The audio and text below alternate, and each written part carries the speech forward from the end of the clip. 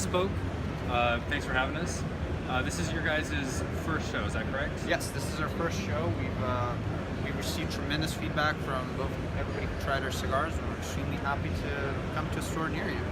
Awesome. So tell us a little bit about what you brought this year. So we brought all 5 of our lines, at least something from each of them. Everything is made, 4 of our lines are made by Hendrik Kellner Jr. at his Kellner Boutique factory down in the Dominican Republic. Our traditional line features, I actually presented the Grand Breva, so it features a Brazilian Cougar binder, Dominican Kellner Private Reserve, their own unique hybrid, Dominican San Vicente, Nicaraguan Pendejo Viso, and Pennsylvania broadleaf. So you get a beautiful flavor of, the flavor profile is chocolate, tobacco, earth, a little bit of grass and cedar.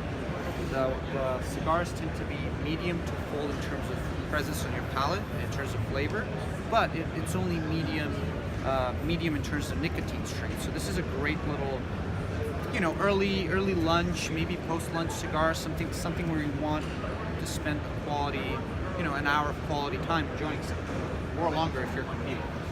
On the flip side, we have for people who prefer slightly stronger cigars, it's the same format. We take off the Brazilian Cubra, we put an Ecuadorian Corojo, you get a touch more of pepper and spice, absolutely delicious, and then we take the broadleaf out and balance that with Peruvian Palo de Oro.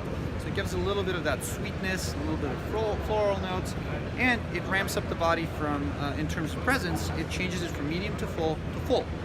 At the same time, the flavor ramps up as well from medium to full present, to full, and the nicotine strength increases a little bit, so it tends to become medium to full. Around the second third is typically where it tends to develop a little bit bigger. Our Basilica line was specifically made for the Saudi market, and the uniqueness about this line is, my wife hates it because I tend to forget important dates, because each of the lines is a different blend, a different format. So I need to store that somewhere, and she does not approve. So the other thing is, most of the Basilicas have a flared foot. What this does, this has an Ecuadorian Corojo, a Nicaraguan Jalapa binder, a Nicaraguan Pendejo Viso, and Dominican San Vicente. So this tends to be a little more spice forward. Think pepper, both white, red, and black. A little bit of earth, cedar, tobacco, and I tend to get a little bit of sweetness out of there. That's probably from Dominican San Vicente. It tends to turn into this cedar, hickory kind of thing. The body, in terms of on the presence on your palate, if you will, is full. Medium to full in terms of flavor, and the nicotine strength is actually still a medium. So again, great early morning cigar, which is actually what I was smoking just now. Great early morning cigar, great pre-lunch cigar, even after lunch, depending on, I'm in California, so lighter lunches. Yeah. The Rosetta line, I'm embarrassed at how many of these I smoke. The old adage of don't get high on your own supply doesn't really work with these. So this is a 4x46, milk chocolate, creamy, vanilla, a little bit of pepper, and smoked wood. It's light to medium bodied, but it's medium to full in terms of flavor. And how we get that, it's an old Dominican Puro. We put Dominican Couture wrapper grown specifically by Monica for Hendrik's farm, so we get all of it. A 11-year-old Bonao leaf binder, and Dominican San Vicente. So you get this crazy little cigar in a 46x4. Very, very beautiful. You can smoke it in under half an hour, and the nicotine strength is only light to medium, so you can smoke a bunch of them. That's why they're gone. Exactly. They smoke it, keep on smoking. The same.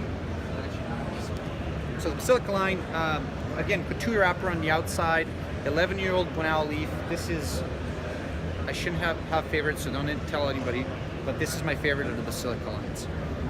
The 11-year-old binder really, really comes out, and because of the flared foot, the first puff or two, you're smoking it without the influence of the wrapper. So it's really, really good, and it really shows.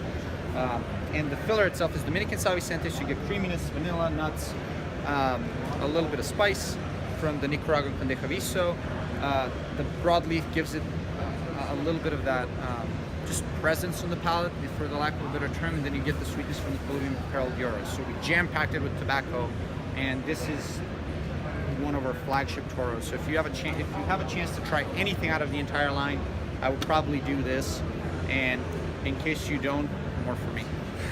Awesome. Well, thank you for having us. We appreciate the time. Thanks, Don. Yeah. Rock and roll. Rock and roll!